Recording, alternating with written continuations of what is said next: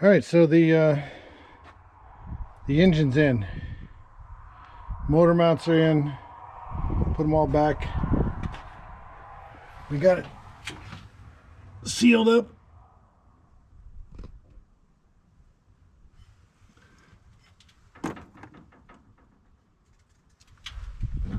Torque converter and the motor still spins over, which is good. And it's a little bit of a pain in the butt, but we got it. It's not terrible. And yeah, I'm a little tired now, but good thing is we can get this on in there now. So that's what we're going to do. So cool enough. We'll catch y'all soon. GoPro stop recording.